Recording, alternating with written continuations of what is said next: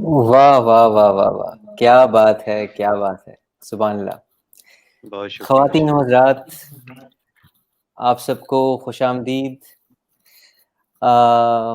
Welcome back. सुर का सफ़र social distancing series का आगाज़ किया जाता है। मैं हूँ यूसुफ़ किराए, आपका होस्ट। अ, इस वक्त हमारे साथ पाकिस्तान के बहुत ही मशहूर फ्लूट नवाज़, बांसुरी नवाज़ मोहम्मद हनीफ़ ख़ान साहब हैं और उनके साथ तबले पे संगत कर रहे हैं पाकिस्तान के बहुत ही अच्छे होनहार नौजवान तबला प्लेयर आकाश गिल। तो आप दोनों का बहुत-बहुत शुक्रिया प्रोग्राम पे आने के लिए। और इससे पहले कि हम रागों के बारे में और सुरों के बारे में गुफ्तगू शुरू करें, मैं चाहूँगा कि मोहम्मद हनीफ़ साहब आप पहले अपने बारे में कुछ बताइए। आप क्या आपका मौसीकी में जो तारुफ़ है वो कहाँ से हुआ? किन-किन लोगों से आपने सीखा? और उसके बाद मैं आकाश से भी चाहूँगा कि वो भी अपने बारे में कुछ बताएँ। जी, सबसे पहले तो यूसुफ भाई आपका बहुत शुक्रिया। आपके साथ-साथ T2F का बहुत शुक्रिया। नायला जी का बहुत शुक्रिया जिन्होंने जो ब्रिज बनी आपके और हमारे बीच में, और बिल्कुल। बहुत सारे नाम जो मुझे उस तरह से नहीं पता, लेकिन जो भी इसका हिस्सा हैं, उन सबका मैं शुक्रिया अदा करता हूँ और जो लोग हमारे साथ जुड़ रहे हैं और जुड़ेंगे, उनका भी शुक्रिया। तो अब अपने बारे में बताने के लिए ऐसी कोई बात नहीं है कि जो मुझे लगे कि इसको ख़ास बताया जाए, लेकिन फिर भी जो भी है शुरू किया मैंने 1990 में म्यूज़िक सीखना। लेकिन उस वक़्त मुझे ये नहीं पता था कि मेरे अंदर एक गवैया है, बांसुरी नवाज़ है, तबला नवाज़ है, प्लेबैक सिंगर है, क्या है, वो सारा चीज़ें थी। तो बड़ी मेरे एक उस्ताद थे एडब्ल्यू नीलम साहब, यहाँ लाहौर में हुआ करते थे। वो हिंदुस्तानी क्रिश्चियन थे असल में, उर्दू स्पीकिंग, और बहुत कमाल बंदे। मेरे मेरे मेरी ज़िंदगी में जो 3-4 ऐसे बंदे हैं जिनको मेरा ख़्याल है कि आखिरी दम तक मैं भुला नहीं पाऊँगा, उनमें एक मेरे वो उस्ताद थे। तो जी। ऐसे नस्तालीक और ऐसे आला किस्म के आदमी मैंने बहुत कम देखे हैं। उन्होंने मुझे ये बात एक समझाई कि तुम सारी चीज़ें ट्राई करो बारी-बारी। गाना भी करो, तुम बांसुरी भी करो, तबला भी करो। 3 साल उन्होंने मुझे सिर्फ़ तबला करवाया, मुझे सारे ठीके याद करवाए, हल्का-फुल्का, मतलब मैं ऐसे तबला नवाज़ नहीं हूँ और आपके सामने मैं जसारत कर रहा हूँ कि मैंने ठीके याद किए, ऐसा नहीं है। अ, लेकिन उसका फ़ायदा मुझे तबला 3 साल जो किया मुझे ये हुआ कि मैं बांसुरी बजाता हूँ या गाना सिखाता हूँ या कुछ भी, उसमें बहुत अहम रोल उसका है, वो 3 साल तबला सीखेगा। जो उसमें ठेके याद किए, कुछ थोड़ा बहुत उसको बढ़त करनी सीखी, जो भूल चुका हूँ मैं। तो ये था। बाद में हुआ ये कि 98 में मैं बांसुरी बजाना शुरू की, एक तरह से प्रॉपर उसको शुरू किया। गोल्ड मेडल मिल गया ऑल पाकिस्तान म्यूज़िक कॉन्फ्रेंस से क्लासिकल फ्लूट प्लेइंग में। तो अच्छा लगा कि चलें शायद बांसुरी बजानी है। उससे अगले साल मेरे उस्ताद परवेज़ पारा साहब, उन्होंने कहा कि अच्छा तुम इस दफ़ा गाने में हिस्सा लो, क्लासिकल गाने में। अच्छा, वो उम्र ऐसी थी कि वो मुझे लगा कि अच्छा इसमें भी हिस्सा ले लेना चाहिए, आज से 22-24 साल पुरानी बात है। तो गाने में 2nd पोज़ीशन आ गई। उससे अगले साल उन्होंने कहा चलो तबला बजाओ, तबले में फिर 1st पोज़ीशन आ गई वहाँ से। अब मैं फिर दोबारा कन्फ्यूज़ हो गया कि मैं हूँ क्या असल में? तो 2008 में मुझे ऐसे लगा कि जैसे ये मैं सारी चीज़ें कर रहा हूँ, इनमें से बांसुरी ने मुझे पकड़ लिया है। ये बड़ी मेरी ज़िंदगी की एक अहम बात है और इसको मैं बड़े मौके पे करता हूँ कि मुझे जब ये लगा कि पहले तो मैं चीज़ें कर रहा था ना, जब बांसुरी ने मुझे करना शुरू कर दिया, समझ लें सादा लफ्ज़ों में कि बांसुरी ने मुझे बजाना शुरू कर दिया, जैसे जबकि मैं बांसुरी, तो तब मुझे लगा कि अच्छा, ये इंस्ट्रूमेंट जो है वो मेरा इंस्ट्रूमेंट है। तो उसके बाद फिर वो मैं उसी पे कायम हो गया, उसी को लेके चला, मैं बिल्कुल सोचना दूसरी चीज़ों का जो है वो मैंने छोड़ दिया। सो इससे शुरू हुई, उसके बाद मेरी खुशकिस्मती कि मुझे 92-3 में एक पंडित चंदन दास, बहुत बुज़ुर्ग बंदे थे, वो उनकी 90 प्लस एज थी, उस वक़्त वो मुझे मिले और उन्होंने जो डिसिप्लिन मुझे बताए, कुछ तो मुझे समझ आए उस वक़्त और ज़्यादा समझ नहीं आए। लेकिन उन्होंने मुझे कहा कि बेटा आप जिसकी बात की आपको समझ नहीं आती वो आप लिखते जाओ। वो लिखते जाओ और उसको सँभाल के रखना। वो कब की बात है 26-27 साल गुज़रे, उसके बाद अचानक हमने कहीं शिफ्टिंग की और उनके वो नोट्स निकले जो मैंने कुछ उनके हाथ के, कुछ मेरे, तो कुछ ऐसा समझ आई बात की कि जो वो कहा करते थे, मिसाल के तौर पे मैं एक छोटी-सी बात कहता हूँ, वो ये कहा करते थे कि बेटा 2 सुरों के बीच में ज़िंदगी है, 2 वाह! सुरों के बीच में, सुरों में ज़िंदगी नहीं है, उनके बीच में ज़िंदगी है। बाद में जब थ्योरी पढ़ी, थोड़ा इसको बारे में जाँचा, तो ये बात निकली कि एक्चुअली जो म्यूज़िकैलिटी है या जो तासुर है, जो एक्सप्रेशन है, वो सारा 2 साउंड्स के बीच में है, चाहे वहाँ साउंड हो या ना हो। सो 2 सुरों के दरमियानी वक़्फ़े में जो है वो इमोशनल कंटेंट वहाँ पे पड़ा हुआ है। क्या तो बात! इस बात की समझ आई। उसके बाद उन्होंने कहा कि जी 7 सुर तो साउंड वाले हैं, 8वाँ सुर खामोशी वाला है। उसको भी उसके बीच में यूज़ करना है तुमने।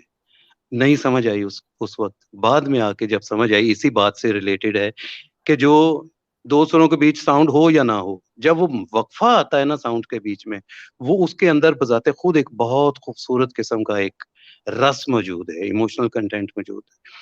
और उस बात की समझ आई। तो इस तरह बेशुमार चीज़ें जो है वो मुझे समझ आई, तो मैं उनका एहसान भी नहीं दे सकता। उसके बाद उस्ताद परवेज़ पारस साहब से मैं, वो बांसुरी तो नहीं बजाते, लेकिन उनसे मैं रागों की तालीम लेना शुरू की और कोशिश की, अपना एक डिसिप्लिन बनाया। कोशिश ये की कि 50 के करीब रागों को मैंने शॉर्ट लिस्टेड किया कि मैंने ये बजाने हैं। इनको ऐसा बजाना है कि मैं, क्योंकि मैं वो रागों का वो मैंने कलेक्टर नहीं बनना, उनको इतना कलेक्ट नहीं करना मैंने चीज़ों को, कि मैंने सिर्फ़ इन्हीं पे इक्तफ़ा करना है, कि यही बज जाए, एक राग बज जाए तो क्या मतलब कि बात होती है कि एक ही बज जाए। बड़े-बड़े बुज़ुर्गों ने 1-1, 2-2 रागों पे नाम किया है, लोगों के साथ नाम के साथ मंसूब हो गए राग। छोटे गुलाम अली खान साहब का मारवा सुने जी, क्या बात है! वो हो सुभान अल्लाह! बड़े गुलाम अली खान साहब का मालकों सुने कमाल है, अमीर खान साहब का दरबारी कानड़ा सुने वो को। सो मेरा ये मानना है कि मुझे लालच करने की बजाय इक्तफ़ा करना शुरू किया। तो चंद एक रागों पे मैं आया, 50 के करीब मैंने किए हैं, जिनमें से अभी मैं बजाता 10-15 के करीब ही हूँ। वैसे 100-200 से करीब, 150 के करीब किए हुए हैं मैंने। लेकिन वो मैंने खुद देखा कि मेरे साथ जो जुड़े हुए हैं, थोड़ा-सा रूहानी ताल्लुक भी है मौसीकी के साथ, सबका होता है। जैसे आपका भी है, मुझे पता है, मैं आपसे मिला और मुझे एहसास हुआ कि आप तबले को तबले के तौर पे प्ले नहीं करते। ये आपके अंदर भी कुछ पड़ा हुआ है, तबले के साथ जुड़ी हुई चीज़। सो वो बात जो है, वो सिर्फ़ कोशिश करती है कि क्वालिटी कैसे बने, इसको बढ़ाना कैसे, इसको खूबसूरत कैसे करना है, इसकी तादाद नहीं बढ़ानी, इसकी क्वालिटी बढ़ानी है। तो ये एक सिलसिला था कि जो जो समझ के लेवल का और उस्तादों के जो लेवल का, तो ये मैंने आपको बता दिया। क्या बात है! आपने बहुत खूब फरमाया कि एक चीज़ को ठीक से पहचाना जाए, उसको परखा जाए, उसके बाद वो कहते हैं ना, अंग्रेज़ी में कहावत है कि study the forest by studying the trees. तो वाह! पहले एक दरख्त को आप सही से उसको तो समझ लें, समझें कि उसके सारे बाद जंगल की पूरा आपने पूरे कर सारे जंगल दी। का वाह! आपने जायज़ा ले लिया।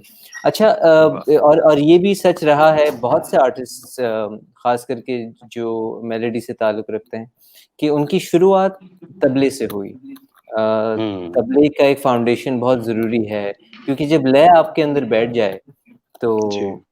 फिर फिर तो आप फिर कमाल है बिल्कुल। लय पे सुर अपने नखरे दिखा सकता है। वाह! जैसे वाह! हमारे उस्ताद कहते हैं। हुँ। तो अच्छा, और आकाश प्लीज़ आप भी थोड़ा-सा अपने बारे में बताइए, थोड़ा तारुफ़ कराइए कि आपने कहाँ से शुरू किया और ये शौक आपको कैसे पैदा हुआ ये शौक आप में? Hello, hello, hello. जी, आपकी आवाज आ रही है। जी जी।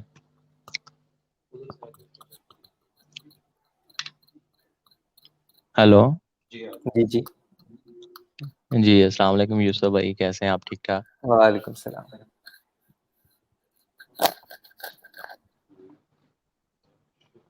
हेलो। जी जी, आप बोलिए, आपकी आवाज बिल्कुल सही, ठीक क्लियर आ रही है। जी जी। शुरू तो मैंने मतलब एक मेरे मामू जी बजाते थे, मतलब उनसे मैंने स्टार्ट किया था। जी जी तो चर्चिज वगैरह में मतलब पहले बजाता था, फिर उसके बाद उस्ताद काशिफ अली दानी साहब से मैंने सीखा, मतलब 1-2 साल। जी तो अभी प्रॉपर मुझे सीखते मतलब 3-4 साल हुए हैं। तो अभी मैं सीख रहा हूँ, मतलब सुधीर शर्मा जी हैं मेरे गुरु जी, तो जी। उनसे सीख रहा हूँ। तो ये तो बहुत अच्छी बात है कि 3-4 साल में आपको संगत की सूझबूझ और उसका सलीका आपको आ जी जी। गया है। तो ये उस्ताद जी ने, मतलब उस्ताद जी की बदौलत है, इन्होंने मतलब काफी बताया संगत के बारे में। बिल्कुल तो बैठने इनके साथ से बजा बजा के थोड़ा सा समझ आनी शुरू हुई। Very good, very good. और आकाश, मैंने आपका तबला सोलो भी सुना है फेसबुक के ज़रिए, और माशाल्लाह से आप मेहनत बहुत अच्छी कर रहे हैं, और जी आप जी, ये थैंक। करते रहिएगा, क्योंकि एक होता है कि सिर्फ एक तैयारी से तबला बजाना, और एक होता है सुर सवाद से तबला बजाना, और जी जी सुर बिल्कुल। सवाद बहुत ज़रूरी है। और जितना आप लोगों के साथ बैठेंगे, बजाएंगे, संगत करेंगे, तो ये और भी इसमें निखार आता जाएगा। जी जी बिल्कुल। अच्छा, तो हनीफ साहब, अब गुफ्तगू को ज़रा आगे बढ़ाते हैं, जी और बिल्कुल। आपसे एक सवाल मैं ये पूछूँगा कि हमारे जो नौजवान जो सुनने वाले हैं, जिनको इस म्यूज़िक का ज़्यादा ना पता हो, या उनको उनका तारुफ़ इस म्यूज़िक से इस तरह से नहीं कराया गया कि जिसमें उसका एक शौक पैदा हो। तो आप मुख्तसर तरीके से सिर्फ़ जो एक कॉन्सेप्ट है राग का, आप फ्लूट पे बेशक आप बजा के, आप मैं चाहूँगा कि आप राग का जो कॉन्सेप्ट है, उसका तारुफ़ कराइए जी। इस तरीके से कि हमारे जो नौजवान हैं, जिनको सुर का शायद ना पता हो, म्यूज़िक का भी इतना ना पता हो, वो इसको कैसे समझ सकते हैं? ये मेरा ख़्याल है कि जो मौसीकी के चंद बड़े सवालात हैं, उनमें से ये एक है।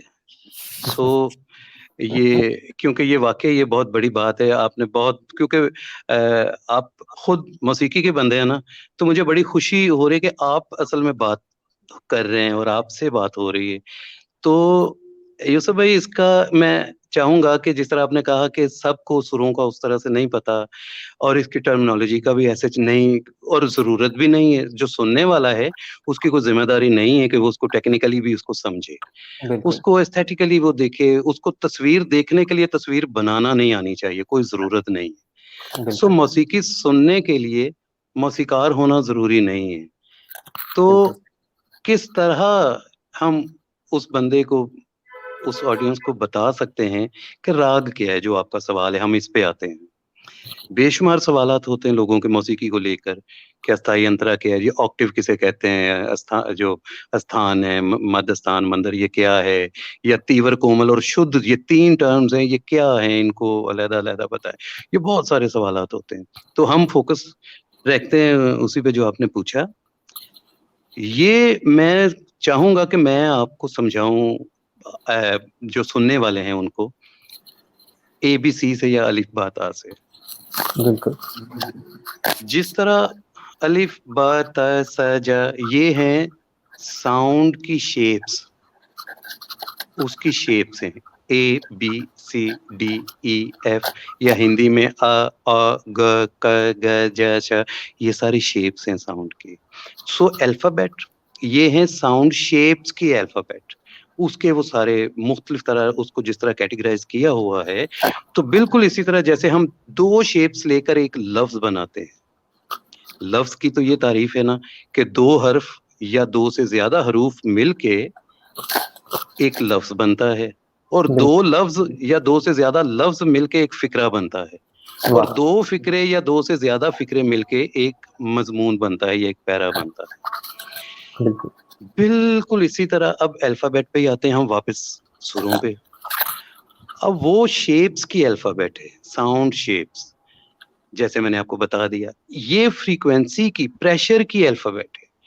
जैसे एक बहुत सिंपल, जो जितने आजकल लोग पढ़े लिखे हैं, सब पढ़ते हैं, उनको कहीं ना कहीं जिंदगी में ये एक फॉर्मूला गुजरा हुआ है फिजिक्स का, फिजिक्स ऑफ साउंड का एक फॉर्मूला है, 1 साइकिल पर second is equal to 1 hertz sound.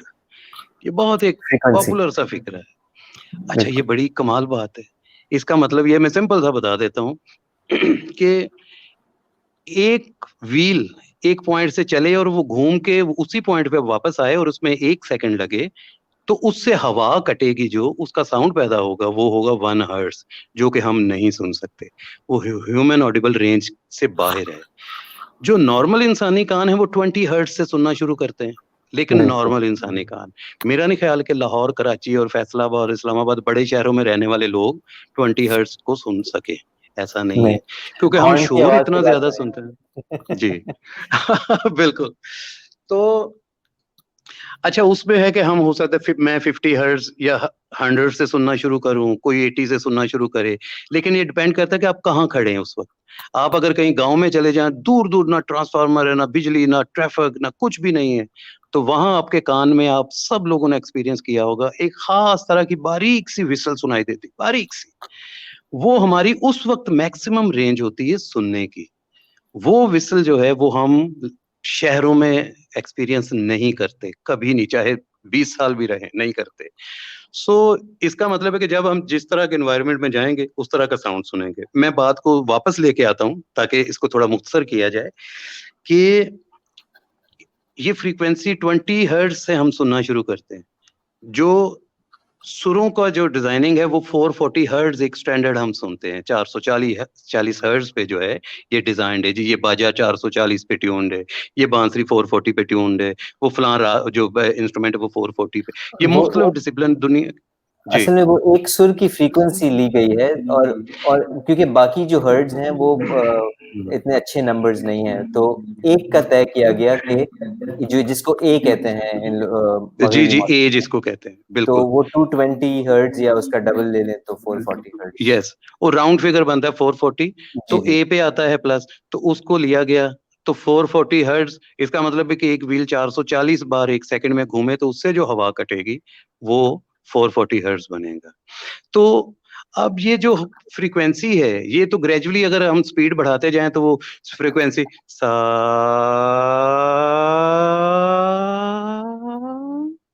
ये बढ़ती जाएगी। बट बीच में फिर मार्क लगाए उसको, जहां वो रिपीट हो रही थी 440 के बाद जहां वो 880 हुई, इसका मतलब है वो रिपीट हो गई, उसी फ्रीक्वेंसी की अगली वैल्यू शुरू हो गई। जिस तरह 0 के बाद 9 और 11 के बाद 19, ये रिपीट हो रहा है असल में उसी ये वैल्यू की अगली यही कॉन्सेप्ट अगली जो है डेफिनेशन। डबलिंग ऑफ फ्रीक्वेंसी, आप जरा बांसुरी पे भी सुनाइएगा प्लीज। बिल्कुल ठीक है। अब जैसे कि मैं शुरू से करता हूं,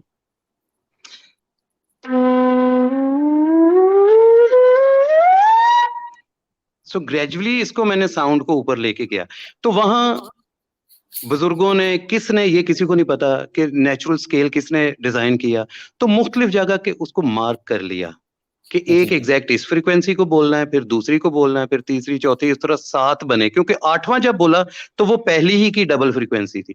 तो ये जी तय पाया कि अच्छा जी 7 सुर हैं असल में। वो बाद में फिर उसके बाद वाले लोगों ने, उनका भी किसी को नहीं पता, उसके बाद वाले लोगों ने बीच में 5 सुर जो हैं वो खुद से ऐड जी। किए।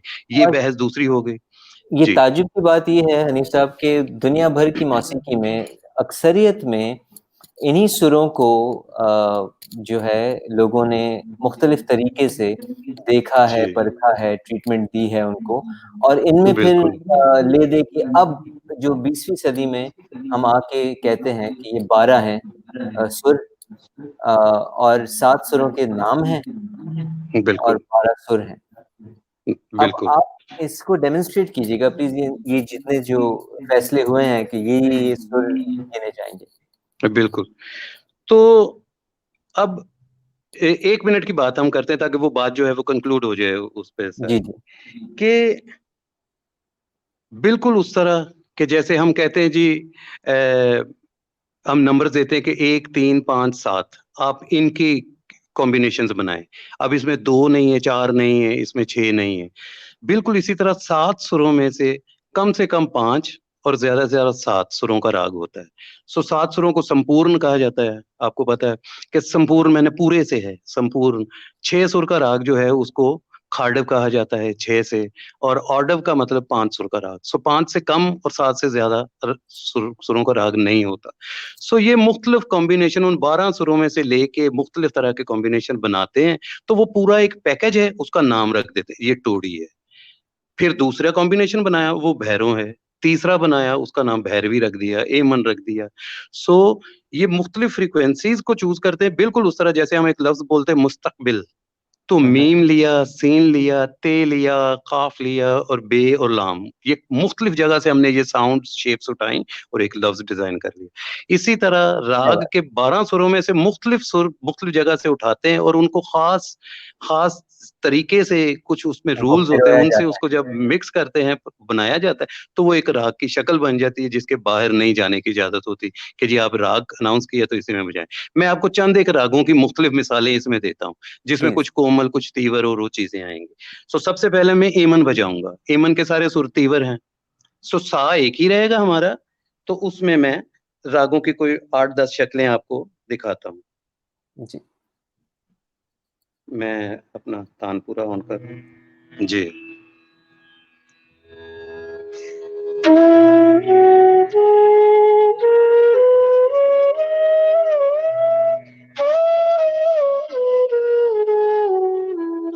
ये राग एमन के सुर हैं, राग एमन नहीं है। राग हुँ, एमन तब बनेगा जब मैं बताए गए कवानीन के मुताबिक इन सुरों की तरतीब सेट करके बजाऊँगा, तो वो राग हुँ। एमन बन जाएगा। बिल्कुल इस तरह मिसाल है कि आपके पास घर में चिकन भी है, आपके पास आलू भी हैं, एक और सब्ज़ी है, घी अलहदा है, मिर्च, टमाटर ये वो पड़ा है, बट वो अभी सालन नहीं है, वो हुँ। पकवान नहीं बना कुछ। जब उसको ख़ास तरकीब से आप उसको बनाएँगे तो फिर वो पकवान बनेगा। इसी क्या तरह बात ये एमन के सुर हैं, ये पड़े हुए हैं, ये एमन नहीं है। इन सुरों से अब मैं एमन बनाऊँगा उस तरकीब से, जो बताई है बुज़ुर्गों ने।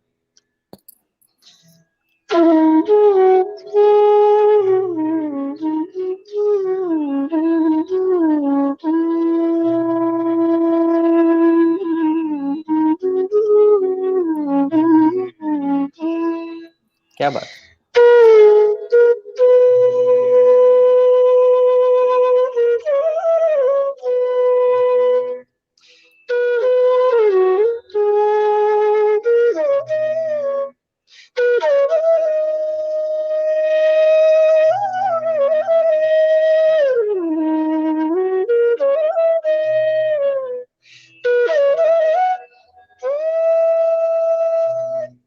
ये एमन जो मैंने सीखा जिस तरह जो जो मेरे अदराक के मुताबिक ये एमन है। अब मैं बजाता हूँ बिल्कुल इसके ऑपोज़िट। राग है एक बिलासखानी टोड़ी। वो सारे सुर कोमल हैं उसके। ये सारे सुर तीव्र थे, पूरे सुर चढ़े हुए, वो सारे सुर कोमल हैं, सा, पा के अलावा। ये अंडरस्टूड बात है कि सा और पा एक ही तरह के एक ही पॉइंट पे खड़े हैं। तो सो 2 सुर कायम हैं और बाकी सारों की कोमल तीव्र हैं, तो 2 सुर 5 कायम है और के बाकी नाम कोमल तीव्र हैं। बिल्कुल। इसी तरह 2 और 5 7 बने, 7 सुर तो हैं। उनमें से 5 सुरों की वैल्यूज़ डबल हैं, 7 और 5 वो बन गए 12। अच्छा सा और पा हर हालत में लगेंगे एक ही जैसे। जी। हनीफ साहब इससे पहले कि आप अगले राग पे बढ़ें जब जी। आपने एमन की बात की और आपने कहा कि ये सुर हैं, हुँ। तो अगर हम इनको रंगों की मिसाल लें कि अगर ये 7 रंग जो आपने चुने हैं, अब जी। उनको लेकर के एक किस्म की एक तस्वीर या एक किस्म का एक मजमूआ इन रंगों का वाह! आपने पेश करना है और वो एमन का नाम दिया बुज़ुर्गों ने और इसके ऊपर काफ़ी गौर व फ़िक्र के बाद एस्थेटिक्स हुँ। को समझते हुए उन्होंने देखा कि इनको इस तरह से पेश करने में एक असर है। तो अगर वाह! हम सारे तीवर सुर लें फिर से, तो हुँ, हुँ। इन्हीं तीवर सुरों में एक और राग की शक्ल भी बन सकती है, ताकि जी, बिल्कुल। बताया जाए कि उन्हीं अज्ज़ा के साथ मुख्तलिफ एक डिश बने या उन्हीं रंगों के साथ मुख्तलिफ तस्वीर कैसे बने? बेशक, बिल्कुल। अब आप देखिए, एक राग है मारू, एक तो मारू बिहाग है, एक मारू राग है, वो यमन में पंचम नहीं है, कुछ उसके कवानीन, बट मैं आपको यहाँ मारू बिहाग एक सुनाता हूँ राग, बहुत पॉपुलर, बहुत खूबसूरत शक्ल है उसकी, वो सारे यमन के सुर है, लेकिन वो यमन नहीं लगेगा, कतई नहीं लगेगा। सो वो किस तरह है? तो पहले एमन सुनाइएगा और उसके बाद फिर मारू, उसके बाद में उसको जी ताकि उनका फर्क वादे हो।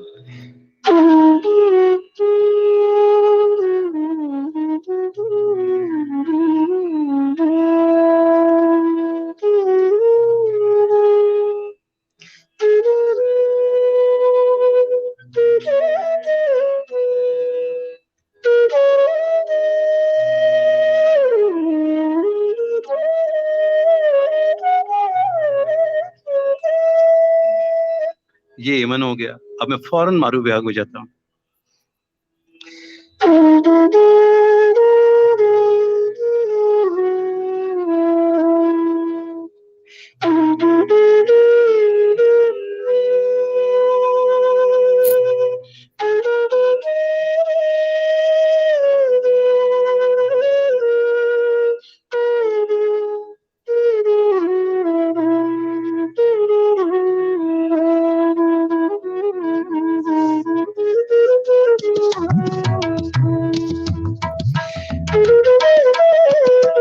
क्या बात है?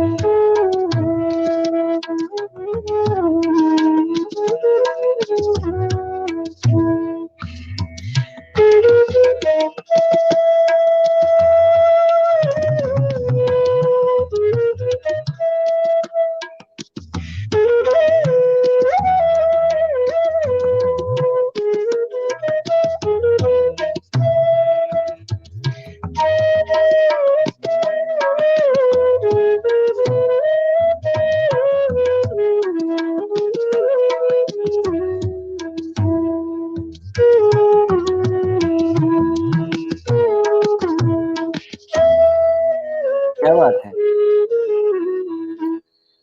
सो अच्छा, ये इसका यमन से कतई ताल्लुक नहीं है। बिल्कुल, बिल्कुल। और एमन राग के जो सुर हैं, अगर हम इसको, क्योंकि ज़्यादातर जो अब नौजवानों की, ख़ास करके पाकिस्तान में जो सुनने की खुराक है, जी, वो है मग़रिबी मौसीकी की। तो जी बिल्कुल। एमन के जो सुर हैं, उनमें एक सुर ऐसा है जो मध्यम का, जो मग़रिबी, जो वेस्टर्न मेजर स्केल है उससे अलहदा है।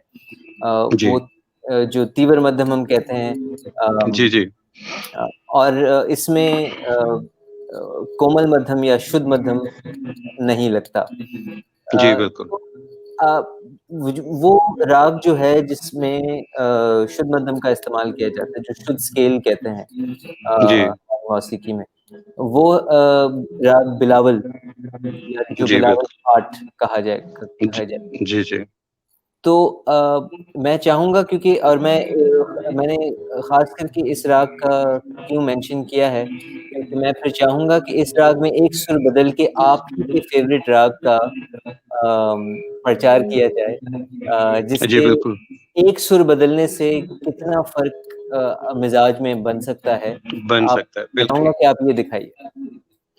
मैं आपको बारी-बारी 2 शक्लें दिखाऊँगा। दोनों बार, दोनों शक्लों में 2 मुख्तलिफ सुर बदले जाएँगे। जैसे कि मैं एक रिखब बदलूँगा और वो राग बनेगा पूरिया कल्याण। वो यमन में सिर्फ़ रिखब को कोमल किया हो। फिर मैं मध्यम को कोमल करूँगा, तो आप देखिएगा वो राग बनेगा बिलावल, उससे हम राग मांड बना सकते हैं, आसा बना सकते हैं। उसके बाद मैं कोमल करूँगा गंधार, उससे मधवंती बनेगा, बाकी सारे सुर वो यमन वाले हैं। वाह! सो इन सारी बातों में ये बात शामिल है कि वो यमन नहीं है, यमन यमन के सुर हैं। यमन राग बनेगा तरकीब से, मधवंती बनेगा, सुर बदलने से यमन में ब मधवंती नहीं बनेगा। सुर बदलने के बाद उसकी तरकीब वो लगानी पड़ेगी जो मधवंती के लिए कवानीन बने हुए हैं। तो पूरिया हुँ, कल्याण के लिए भी वो कवानीन हमें बीच में डालने पड़ेंगे। सो आप देखिए पूरिया कल्याण, एक सुर बदल, पहले मैं यमन बजाऊँगा 10 सेकंड, उसके फ़ौरन बाद मैं रिखब को चेंज करके आपके सामने बिल्कुल, पेश करूँगा। बिल्कुल, बिल्कुल।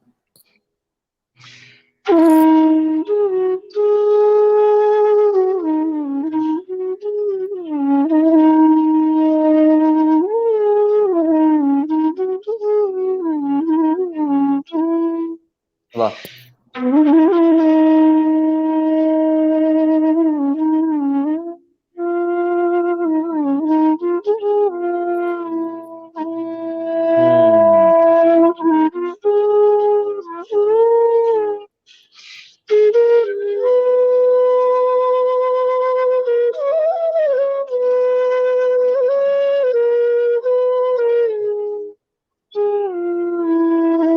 क्या बात है! सिर्फ़ उस रिखब से कितना फ़र्क पड़ गया।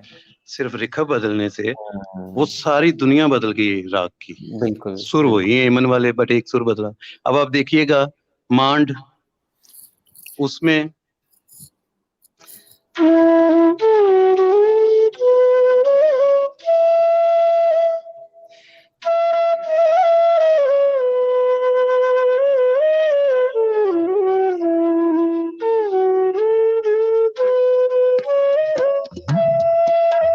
वाह!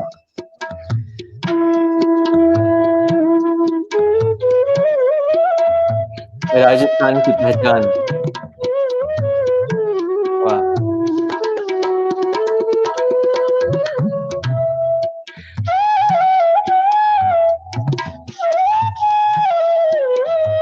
क्या बात है आकाश!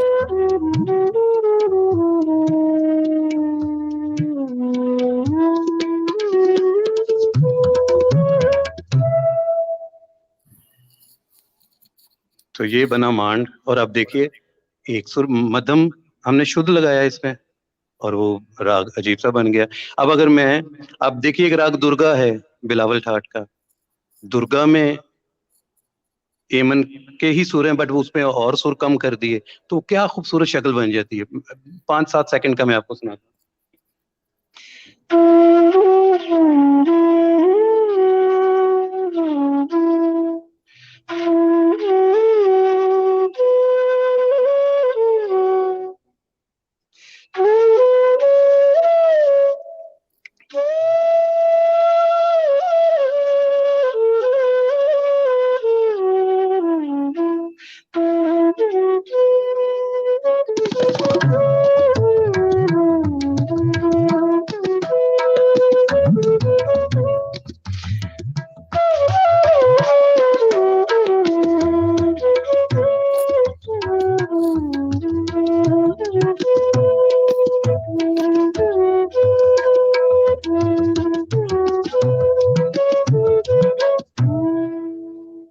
क्या बात है! कितने मुख्तलिफ मनाज़िर आपने दिखाए, बिल्कुल, सिर्फ़ कुछ सुरों में तब्दीली करके। जिस तब्दीली तरह एक करके। तस्वीर का पूरा मिज़ाज बदल सकता है, कुछ हुँ, रंगों में अगर हम कुछ तब्दीली कर लें तो। तब्दीली कर देना, बिल्कुल। अच्छा एक आपने जो आपके तारुफ़ में ही आपने बात की थी कि आपके जो सबसे पहले बांसुरी के उस्ताद थे, जी, उन्होंने आपको कुछ नोट्स में ये भी बताया था कि 2 सुरों के बीच में जी, बिल्कुल। ज़िंदगी है। मेरे ख़्याल में यही अल्फ़ाज़ थे उनके जी, अगर जी, बिल्कुल। तो रस जो है वो 2 सुरों के बीच में ही है। बिल्कुल और हमारी मौसीकी की ख़ास बात ये है कि जिस तरह से हम सुरों को देखते हैं, उसी से पहचान हो जाती है कि ये साउथ एशिया का अंदाज़ है, ये जनूबी एशिया का अंदाज़ जी, है। आप बिल्कुल। जितनी भी अरेंजमेंट भी जितनी मगरिबी कर लें या कोई और कल्चर की ले लें, लेकिन जैसे ही सुरों को इस तरह से निभाया जाएगा, तो वो हुँ, फ़ौरन अ, जनूबी एशिया की एक पहचान बन जाती है। बेशक, चाहे वो पाकिस्तान हो, हिंदुस्तान हो, बांग्लादेश हो, अफ़गानिस्तान हो। बिल्कुल। तो मैं ये चाहूँगा कि आपके उस्ताद की बात लेकर के और ये पहचान जो है हमारी मौसीकी, उसका राज़ थोड़ा-सा आप हमारे सामने आज इसके ऊपर थोड़ी वज़ाहत करें कि क्या राज़ है? इन 2 सुरों के बीच में हम क्या देखते हैं? मेरा तो ख़्याल है असल में कि जिस तरह लाइन जिसे हम कहते हैं लकीर, लकीर की तारीफ़ जब मैंने सुनी, मेरे एक बहुत अच्छे दोस्त हैं बहुत पेंटर हैं, आर्टिस्ट हैं, उनका नाम है शाहिद मिर्जा। उनसे मैंने सुने, बड़ा मुतासर हुआ मैं इस बात को। लकीर क्या है? लकीर एक ऐसी लाइन को कहते हैं जहां दो रंग आके आपस में मिलते हैं। असल जहां दो रंग आके आपस में मिलते हैं उसको लकीर कहा जाता है। ये लकीर की तारीफ है। तो आप एक जगह पे मार्क लगाते हैं, माइलस्टोन है, एक जगह पे माइलस्टोन लगा हुआ है, उसके बाद दूसरा लगा है, तो असल में फासला तो उसके बीच में है। जो उसका फासला है एक से दूसरे तक, वो तो बीच में है। ना तो पहला माइलस्टोन फासले की कोई वो दलील है, ना उसमें फासला है, ना आखिरी वाला। एक्चुअली वाह, उनके बीच में है। उनके सो बीच में। कुछ भी है उसके बीच में। स्मूथ रोड है, उसके बीच में पानी है, उसके बीच में नहरें हैं, उसके बीच में पथरीली जगह है, वो सारा कुछ उसके बीच में ही है। वो दो निशानदेहियां जो कर दी गई हैं, वो उनकी एज बजाते खुद कोई वैल्यू नहीं। क्या सो बात। अगर मैंने कहा है सा, छोड़ दिया, ये एक साउंड है बस। अगर मैं जब दूसरा साउंड लगाऊंगा तो उसका इस साउंड का भी मतलब बन जाएगा। सा रे रे गा मा पा मा गा, गा मा रे सा। सो वाह, एक साउंड, ये सारे साउंड मैं अलग-अलग करूं, इसका कोई मतलब नहीं। ये भैरों का एक हल्का सा टुकड़ा मैं पेश करता हूं, जैसे बस एक साउंड है। एक और साउंड है।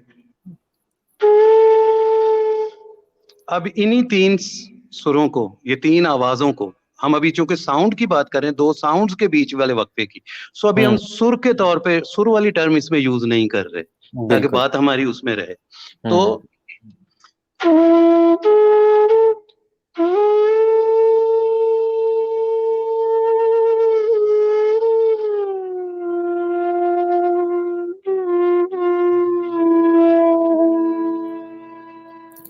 और अगर आप बिल्कुल सादगी से, अगर अगर इसमें बीच में मैं कोई बिल्कुल, भी मीन ना करें तो क्या होगा? और उस तरह भी मैं लगा, ये मैंने आपने अभी किया। हमारे सा। सा गा गामा रेसा मैंने किया। बिल्कुल। सा पे गा पे आया, गा पे बाद दोबारा गा और फिर मा रेसा, ये भैरों का बिल्कुल। एक टुकड़ा है। सो इसमें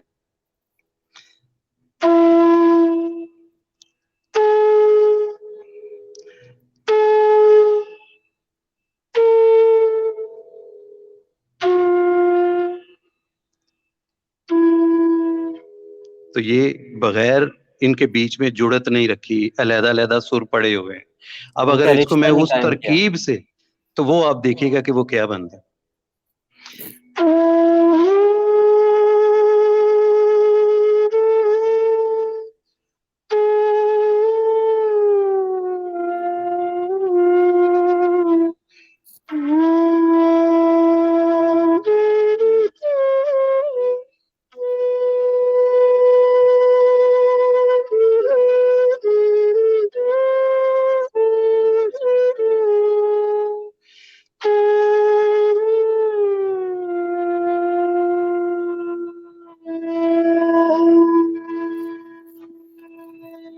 वाह।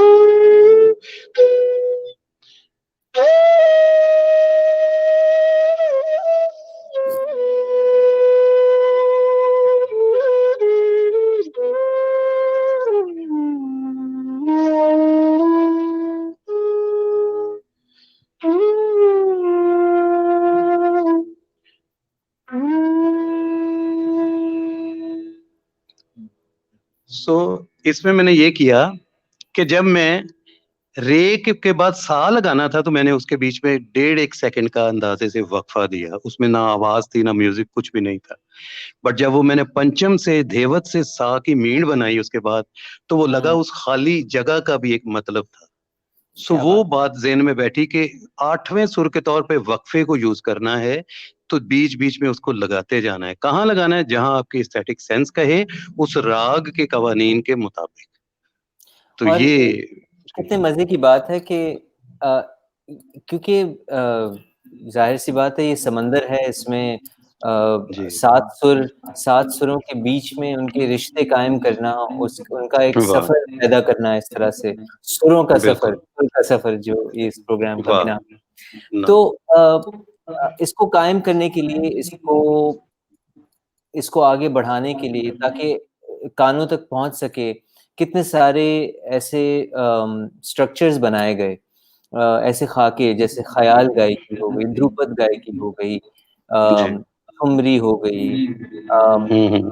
और ये सब मुख्तलिफ़ अंदाज़ हैं कि एक ये जो रिश्ते हैं, वो वो धीरे-धीरे करते हुए आहिस्ता-आहिस्ता आलाप से जिसमें कोई लय नहीं, कोई टेम्पो नहीं, फिर उसके बाद टेम्पो का एक विलंबित का एक हुँ, हुँ। सेक्शन आता है, स्लो टेम्पो मूवमेंट जिसको कहते हैं। और हुँ, धीरे-धीरे कर हुँ।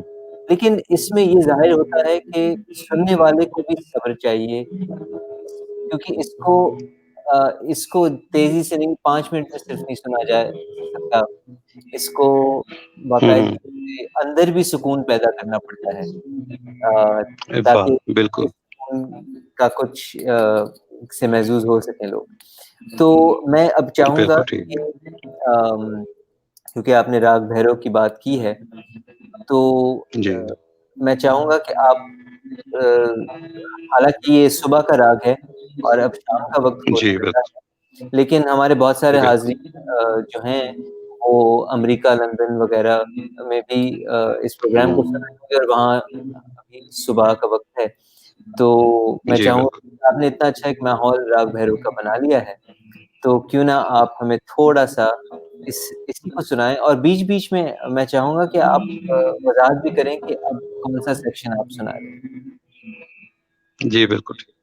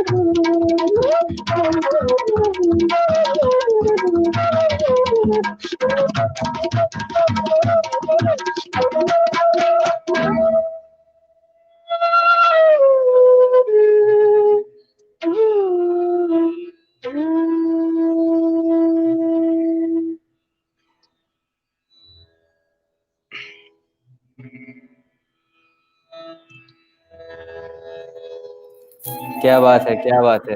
वाह, वाह, वाह, वाह, वाह! तो ये तो बहुत ही शॉर्ट परफ़ॉर्मेंस थी क्योंकि हमारे प्रोग्राम का वक़्त भी थोड़ा-सा तंग है। जी, मेरे ज़हन लेकिन में था ये। लेकिन ये भी एक आज आजकल के दौर में ये एक बड़ी महारत है हुँ। कि कम वक़्त में इसका असर बरकरार रखना, कायम रखना और लोगों तक पहुँचाना ये भी आपका कमाल है। तो और आकाश जी बहुत अच्छी संगत की आपने और थैंक इसी तरह आप करते रहिए और रियाज़ करते रहिए, बिल्कुल।